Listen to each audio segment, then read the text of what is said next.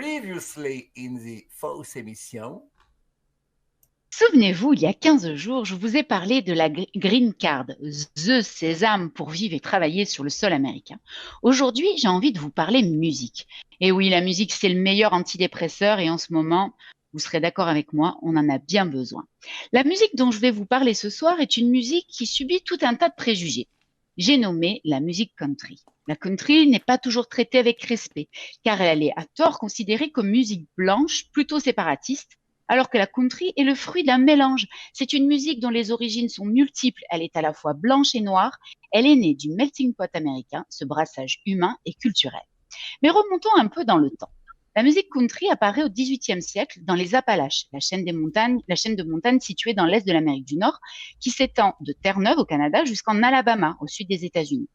Ses racines sont les différents courants musicaux traditionnels, principalement européens, celtes, irlandais, français, apportés par les immigrants lors de la conquête de l'Ouest.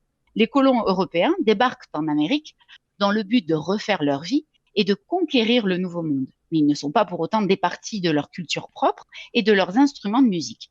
Et la musique, précisément, devient pour eux ce qui les rattache à leur pays d'origine, d'où le nom country music, la musique du pays. Les instruments de la country sont très divers et variés.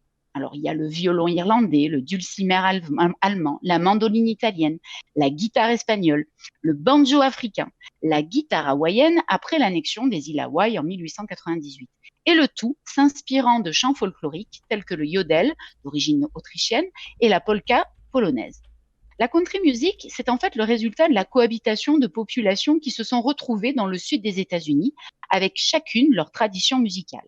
Les Anglo-Irlandais, les Écossais, les Espagnols sur la frontière mexicaine, les Franco-Acadiens, les Polonais, les Italiens, les natifs américains, bien entendu, et les Africains.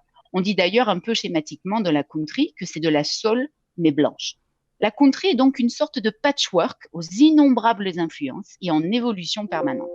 Elle peut être rythmée ou bien traînante. Il n'y a pas une seule musique country.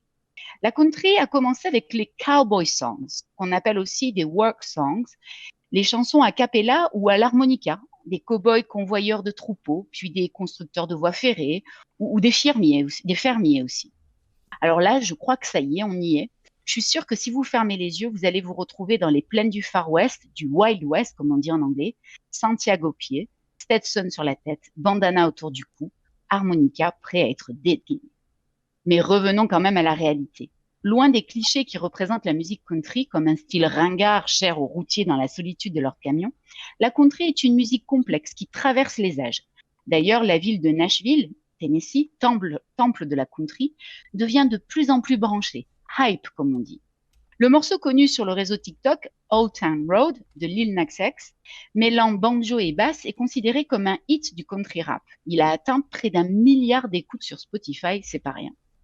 Cela dit, quand on parle de country music, on pense surtout à Johnny Cash, Kenny Rogers, George Jones, Charlie West et bien d'autres, et même Taylor Swift, parce qu'avant de devenir une star du R&B, c'était une star de la country. Alors, ce qui est valable dans un sens, c'est-à-dire qu'une star de la country est devenue star du R&B, eh bien, c'est pas valable dans l'autre sens. Une star de R&B n'est jamais devenue, à ma connaissance, star de la country.